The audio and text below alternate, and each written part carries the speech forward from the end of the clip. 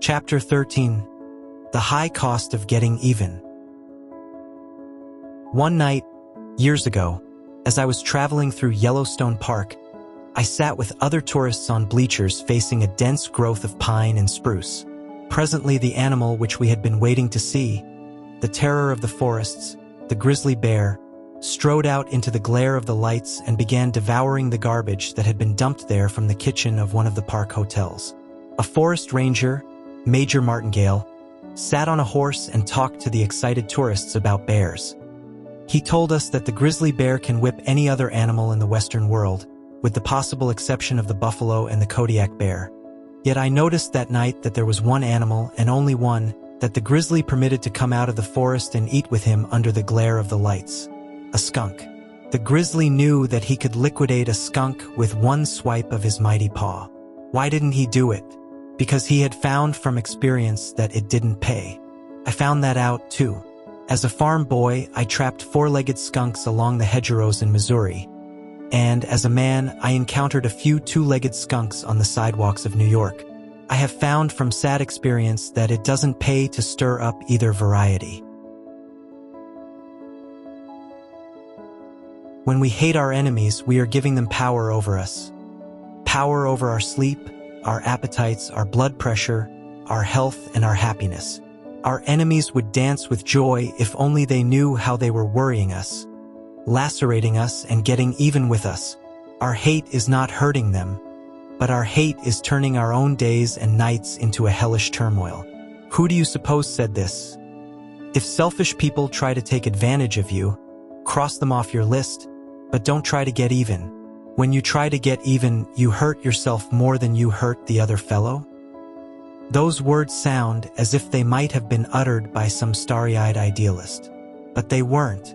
Those words appeared in a bulletin issued by the police department of Milwaukee. How will trying to get even hurt you? In many ways. According to Life magazine, it may even wreck your health. The chief personality characteristic of persons with hypertension, high blood pressure, is resentment, said Life.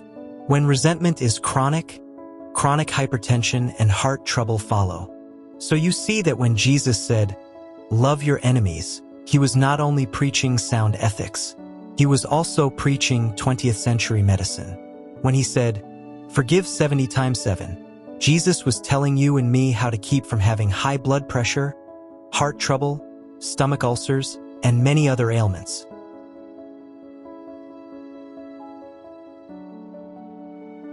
A friend of mine recently had a serious heart attack. Her physician put her to bed and ordered her to refuse to get angry about anything, no matter what happened. Physicians know that if you have a weak heart, a fit of anger can kill you. Did I say can kill you?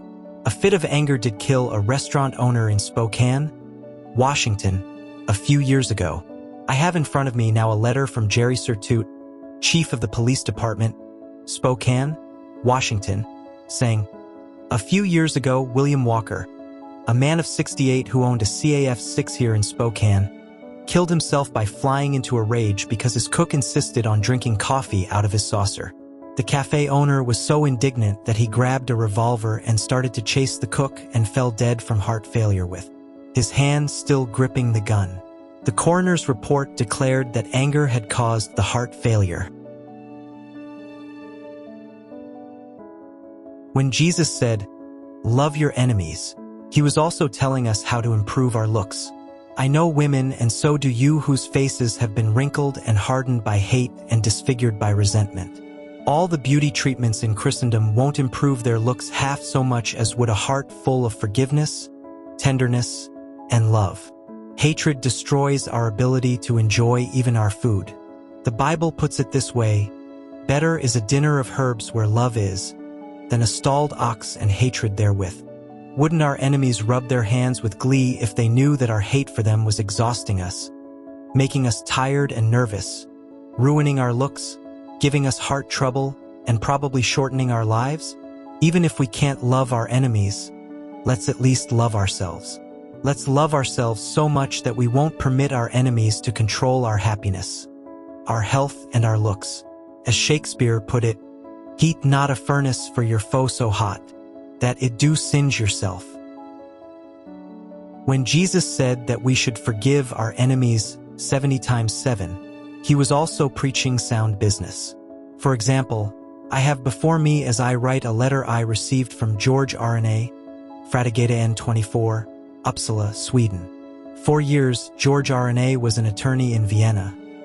But during the Second World War, he fled to Sweden.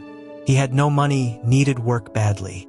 Since he could speak and write several languages, he hoped to get a position as correspondent for some firm engaged in importing or exporting. Most of the firms replied that they had no need of such services because of the war, but they would keep his name on file, and so on. One man, however, wrote George R.N.A. a letter saying, "What you imagine about my business is not true. You are both wrong and foolish. I do not need any correspondent. Even if I did need one, I wouldn't hire you because you can't even write good Swedish. Your letter is full of mistakes." When George R.N.A. read that letter, he was as mad as Donald Duck. What did this Swede mean by telling him he couldn't write the language? Why, the letter that this Swede himself had written was full of mistakes. So George R.N.A. wrote a letter that was calculated to burn this man up. Then he paused. He said to himself, "Wait a minute now. How do I know this man isn't right? I have studied Swedish, but it's not my native language, so maybe I do make mistakes I don't know anything about. If I do, then I certainly have to study harder if I ever hope to get a job. This man has possibly done me a favor, even though he didn't mean to. The mere fact that he expressed himself in disagreeable terms doesn't alter my debt to him. Therefore, I am going to write him and thank him for what he has done." So George R.N.A. tore up the scorching letter he had already written and wrote another that said, "It was kind of you to go to the trouble of writing to me, especially when you do not need a correspondent. I am sorry I was mistaken about your firm. The reason that I wrote you was that I made inquiry and your name was given me as a leader in your field. I did not know I had made grammatical errors in my letter. I am sorry and ashamed of myself. Furthermore, I will now apply myself more diligently to the study of the Swedish language and try to correct my mistakes. Besides, I want to thank you for helping me get started on the road to self-improvement." Within a few days, George R.N.A. got a letter from this man, asking R.N.A. to come to see him. R.N.A. went and got a job. George R.N.A. discovered for himself that a soft answer turned away wrath. We may not be saintly enough to love our enemies, but for the sake of our own health and happiness, let's at least forgive them and forget them. That is the smart thing to do. To be wronged or robbed, said Confucius, is nothing unless you continue to remember it. I once asked General Eisenhower's son, John, if his father ever nourished resentments. "No," he replied. "Dad never wastes a minute thinking about people he doesn't like. There is an old saying that a man is a fool who can't be angry, but a man is wise who won't be angry." That was the policy of William J. Gay, nor former mayor of New York. Bitterly denounced by the yellow press, he was shot by a maniac and almost killed. As he lay in the hospital, fighting for his life, he said, "Every night, I forgive everything and everybody." Is that too idealistic? Too much sweetness and light? If so, let's turn for counsel to the great German philosopher Schopenhauer, author of Studies in Pessimism. He regarded life as a futile and painful adventure. Gloom dripped from him as he walked. Yet out of the depths of his despair, Schopenhauer cried, "If possible, no animosity should be felt for anyone." I once asked Bernard Baruch, the man who was the trusted advisor to 6 presidents, Wilson, Harding, Coolidge, Hoover, Roosevelt, and Truman, whether he was ever disturbed by the attacks of his enemies. "No man can humiliate me or disturb me," he replied. "I won't let him. No one can humiliate or disturb you and me, either, unless we let him. Sticks and stones may break my bones, but words can never hurt me." Throughout the ages, mankind has burned its candles before those Christ-like individuals who bore no malice against their enemies. I have often stood in the Jasper National Park in Canada and gazed upon one of the most beautiful mountains in the Western world, a mountain named in honor of Edith Cavell, the British nurse who went to her death like a saint before a German firing squad on October 12, 1915. Her crime? She had hidden and fed and nursed wounded French and English soldiers in her Belgian home and had helped them escape into Holland. As the English chaplain entered her cell in the military prison in Brussels that October morning, to prepare her for death, Edith Cavell uttered two sentences that have been preserved in bronze and granite. "I realize that patriotism is not enough. I must have no hatred or bitterness toward anyone." 4 years later, her body was removed to England and memorial services were held in Westminster Abbey. Today, a granite statue stands opposite the National Portrait Gallery in London, a statue of one of England's immortals. I realize that patriotism is not enough. I must have no hatred or bitterness toward anyone.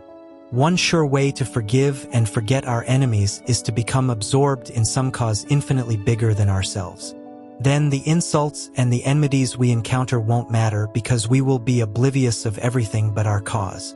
As an example, let's take an intensely dramatic event that was about to take place in the pine woods of Mississippi back in 1918. A lynching. Lawrence Jones, a colored teacher and preacher, was about to be lynched. A few years ago, I visited the school that Lawrence Jones founded, the Piney Woods Country School, and I spoke before the student body. That school is nationally known today, but the incident I am going to relate occurred long before that. It occurred back in the highly emotional days of the First World War. A rumor had spread through central Mississippi that the Germans were arousing the Negroes and inciting them to rebellion. Lawrence Jones, the man who was about to be lynched, was, as I have already said, a Negro himself and was accused of helping to arouse his race to insurrection. A group of white men pausing outside the church had heard Lawrence Jones shouting to his congregation, "Life is a battle in which every Negro must gird on his armor and fight to survive and succeed. Fight! Armor! Enough!" Galloping off into the night, these excited young men recruited a mob, returned to the church, put a rope round the preacher, dragged him for a mile up the road, stood him on a heap of faggots, lighted matches, and were ready to hang him and burn him at the same time when someone shouted, "Let's make the blanket blank blank talk before he burns." Speech! Speech! Lawrence Jones, standing on the faggots, spoke with a rope around his neck, spoke for his life and his cause. He had been graduated from the University of Iowa in 1907. His sterling character, his scholarship, and his musical ability had made him popular with both the students and the faculty. Upon graduation, he had turned down the offer of a hotel man to set him up in business, and had turned down the offer of a wealthy man to finance his musical education. Why? Because he was on fire with a vision. Reading the story of Booker T. Washington's life, he had been inspired to devote his own life to educating the poverty-stricken, illiterate members of his race. So he went to the most backward belt he could find in the South, a spot 25 miles south of Jackson, Mississippi. Pawning his watch for $1.65, he started his school in the open woods with a stump for a desk. Lawrence Jones told these angry men who were waiting to lynch him of the struggle he had to educate these unschooled boys and girls and to train them to be good farmers, mechanics, cooks, housekeepers. He told of the white men who had helped him in his struggle to establish Piney Woods Country School, white men who had given him land, lumber, and pigs, cows, and money to help him carry on his educational work. When Lawrence Jones was asked afterward if he didn't hate the men who had dragged him up the road to hang him and burn him, he replied that he was too busy with his cause to hate, too absorbed in something bigger than himself. "I have no time to quarrel," he said, "no time for regrets, and no man can force me to stoop low enough to hate him."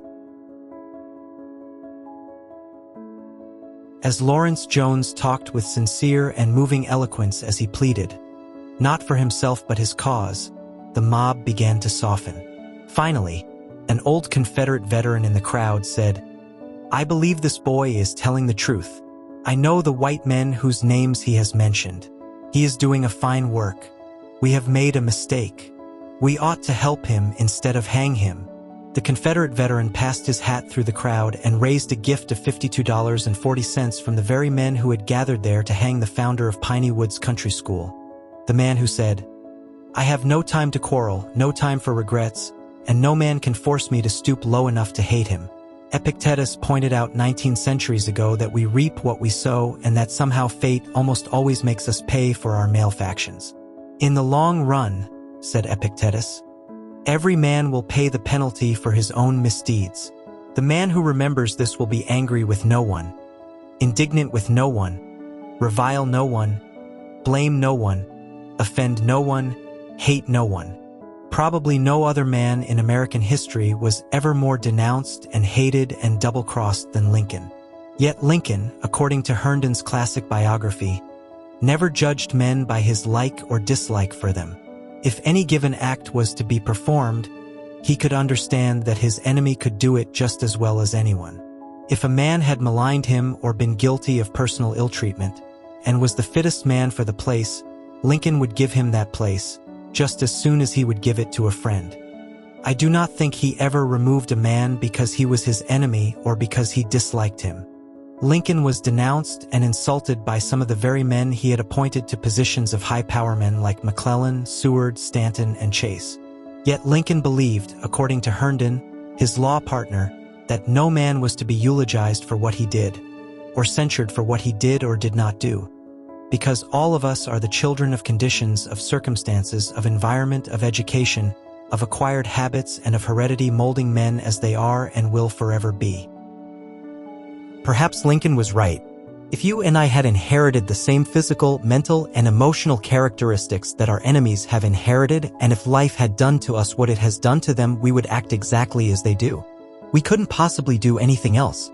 As Clarence Darrow used to say, to know all is to understand all, and this leaves no room for judgment and condemnation. So instead of hating our enemies, let's pity them and thank God that life has not made us what they are.